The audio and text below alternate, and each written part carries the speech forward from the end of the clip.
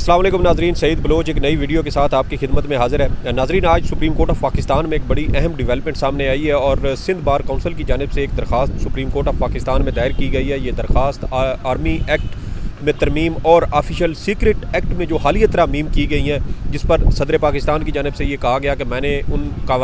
بلوں کے اوپر دستخط نہیں کیے، اور ایک تنازع کھڑا ہوا کہ کیا وہ بل قانون بنے ہیں یا نہیں بنے۔ انہی دو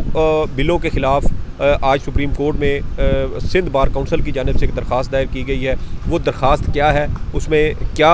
استدعا عدالت عظمیٰ سے کی گئی ہے، کیا موقف اختیار کیا گیا ہے، کیا گراؤنڈز لیے گئے ہیں، اور اس درخواست کے مستقبل اس کا کیا ہو سکتا ہے، ممکنہ اس کا فیصلہ کیا آ سکتا ہے، اس کے اثرات کیا پیدا ہوں گے پاکستان کے جو اندرونی سیاست ہے یا جو آئینی اور قانونی جو معاملات ہیں اس کے اوپر۔ اسی حوالے سے میرے ساتھ جہانزیب عباسی صاحب موجود ہیں، اس کے تجزیہ بھی لیتے ہیں۔ جہانزیب عباسی صاحب، کیا سمجھتے ہیں، کیا یہ بڑی اہم ڈیولپمنٹ نہیں ہے کہ سندھ بار کونسل کی جانب سے ان دونوں بلوں کے خلاف سپریم کورٹ میں درخواست دائر کی گئی اور ان کو کالعدم قرار دینے کی استدعا کی گئی ہے؟ بہت شکریہ سعید، بالکل آپ درست کہہ رہے ہیں، یہ بہت امپورٹنٹ معاملہ ہے۔ بالخصوص ہم سب سے پہلے ذرا دیکھتے ہیں کہ جو سویلین کا ملٹری کورٹس میں ٹرائل ہے، اس کو جو 9 مئی کے واقعات کی روشنی میں شروع ہوا، اس کو سپریم کورٹ میں کس کس نے چیلنج کیا ہوا ہے۔ اس کا بیک گراؤنڈ بتانے کا مقصد یہ ہے کہ جو ان دو قوانین کو سپریم کورٹ میں سندھ بار کونسل نے چیلنج کیا ہے، اس میں ایک پریئر یہ بھی ہے کہ 9 اور 10 مئی کے واقعات کی روشنی میں جن لوگوں کو گرفتار کیا گیا ہے، ان کے خلاف کیسز عام عدالتوں میں چلائی جائیں۔ تو اس تناظر میں اگر ہم بات کریں تو یہ امپورٹنٹ معاملہ اس لیے ہے کہ سپریم کورٹ میں سویلین کے خلاف جو سویلین کا فوجی عدالتوں میں ٹرائل کے خلاف جو درخواست گزاران سپریم کورٹ میں آئے، اس میں ایک درخواست گزار مرکزی جو ہیں وہ سپریم کورٹ بار ایسوسی ایشن ہیں، دوسرے اعتزاز احسن ہیں۔ تو یہ اس طرح کے جو درخواست گزاران ہیں، ان کے حوالے سے ہم کہیں نہ کہیں یہ کہہ سکتے ہیں کہ جیسے اعتزاز احسن صاحب ہیں، ان کا ایک اپنا گو کہ ان کی پولیٹیکل ایفیلیشن پیپلز پارٹی کے ساتھ ہیں، لیکن وہ پاکستان تحریک انصاف کے ساتھ کے لیے بھی نرم گوشہ رکھتے ہیں۔ سپریم کورٹ بار ایسوسی ایشن کی بات کر لیں تو جو حامد خان صاحب کا گروپ ہے، اس کے بارے میں یہ گو کہ سپریم کورٹ کے لیول کے اوپر پولیٹیکل پارٹیز میٹر نہیں کرتی، یہ بھی ایک درست بات ہے، لیکن اس کے باوجود کہیں نہ کہیں ہمیں پی ٹی آئی کے لیے کوئی وابستگی کی جھلک نظر آتی ہے۔ موجودہ صدر بھی ذرا حامی ہے پاکستان تحریک انصاف کے، جبکہ سندھ بار کونسل جو ہے، اس میں آپ پولیٹیکلی سیاسی طور کے اوپر کوئی سوال نہیں اٹھا سکتے، نمبر 1۔ نمبر 2، یہ وہی سندھ بار کونسل ہے جو ہمیشہ رول آف لاء کے لیے کھڑی ہوئی ہے، چاہے مشرف کی امریت ہو یا جسٹس قاضی فائز عیسیٰ صاحب کو جو ہٹانے کی ایک سازش یا ایک منصوبہ رچایا گیا، اس معاملے کے اوپر بڑا پرنسپل سٹینڈ لیا سندھ بار کونسل نے۔ پھر اس کے بعد جو مسلم لیگ نون نے کے دور میں ایک آئینی ترمیم ہوئی اور یہ طے ہوا کہ سویلین کا فوجی عدالتوں میں ٹرائل کیا جائے گا، 21ویں آئینی ترمیم۔ وہ ترمیم بھی جن درخواست گزاران نے سپریم کورٹ میں چیلنج کی، ان میں سندھ بار کونسل پیش تھی۔ تو اس سینیریو میں یہ بہت امپورٹنٹ یہ درخواست ہے سندھ بار کونسل کی۔ اب ذرا ہم آ جاتے ہیں جو موجودہ وقت ہے، اگر ہم کچھ دیر کے لیے یہ سمجھیں کہ آج 6 سپتمبر ہے، تو 16 سپتمبر کے بعد کیا ہوگا، کیونکہ جو موجودہ چیف جسٹس ہیں عمر بندیال صاحب چیمبر ورک میں مصروف ہیں، اب جانتے ہیں ریگولر بنچز میں نہیں بیٹھ رہے، اس کی وجہ پینڈنگ کیسز ہیں، انہوں نے نپٹانے ہیں۔ تو ایسی صورتحال میں وہ ریٹائر ہو جاتے ہیں، اور جسٹس قاضی فائز عیسیٰ صاحب جب چیف جسٹس بنتے ہیں تو یہ معاملہ الٹیمیٹلی اگر وہ ٹیک اپ کرتے ہیں تو یہ امپورٹنٹ اس لیے ہے کہ جسٹس قاضی فائز عیسیٰ صاحب کا ایک تو آلریڈی 21ویں آئینی ترمیم میں یہ ویو ہے کہ سویلین کا فوجی عدالتوں میں ٹرائل نہیں ہو سکتا 21ویں آئینی ترمیم میں۔ دوسرا، یہ سندھ بار کونسل کے حوالے سے جو چیزیں میں نے آپ کو فیکٹس آپ کے سامنے رکھی کہ کوئی کم از کم یہ نہیں کہا جا سکتا ہے کہ یہ درخواست جو ہے یہ کسی کے کہنے کے اوپر آئی ہے، یہ ایک انڈیپینڈنٹ ویو کے ساتھ آئی ہے۔ تو ایسی صورتحال میں جو لگتا ہے کہ یہ بہت امپورٹنٹ ایشو ہے اور اس کو جو ہے وہ ٹیک اپ کیا جائے گا، اور پھر اس کے اوپر کوئی بہت اہم فیصلہ بھی آ سکتا ہے۔ لیکن یہ درخواست آئی ہے آرٹیکل 184(3) کے تحت، 184(3) کے تحت، تو اس کو ٹیک اپ کرنے کے سے پہلے جو نامزد چیف جسٹس ہیں قاضی فائز عیسیٰ صاحب، جب جو چیف جسٹس آف پاکستان بنیں گے، سب سے پہلے وہ پریکٹس اینڈ پروسیجر کی طرف جائیں گے یعنی 184(3) کو ریگولیٹ کرنے کا معاملہ پہلے طے ہوگا بالکل، کیونکہ ان کا ویو بھی موجود ہے، اوپن کورٹ میں بھی وہ کہہ چکے ہیں، اسی وجہ سے وہ بینچز میں بھی نہیں بیٹھ رہے، قانون سازی بھی اس حوالے سے ہو چکی ہے۔ تو آرٹیکل 184(3) کو ریگولیٹ کر کے یہ معاملہ 3 رکنی کمیٹی میں جائے گا۔ اب 3 رکنی کمیٹی پوسٹ عمرتا بندیال اگر ہم دیکھیں تو کیا ہوگی؟ ہیڈ ہوں گے چیف جسٹس قاضی فائز عیسیٰ صاحب، 2 موسٹ سینئر ججز میں ہوں گے جناب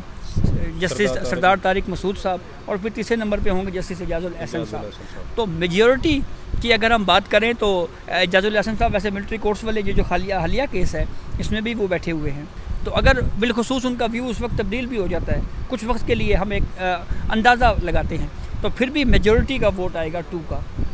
کہ بھائی اس کیس کو، یہ فنڈامنٹل نوعیت کا کیس ہے، اس کو لگایا جانا چاہیے، تو پھر وہ فکس ہوتی ہے ہیئرنگ کے لیے، تو کوئی بہت اہم فیصلہ جو ہے وہ سپریم کورٹ آف پاکستان کی جانب سے آ سکتا ہے، اور بہت اہم نوعیت کے اب آتے ہیں کہ سوالات کیا کیا اٹھائے گئے ہیں سندھ بار کونسل کی اس درخواست میں۔ پہلا جو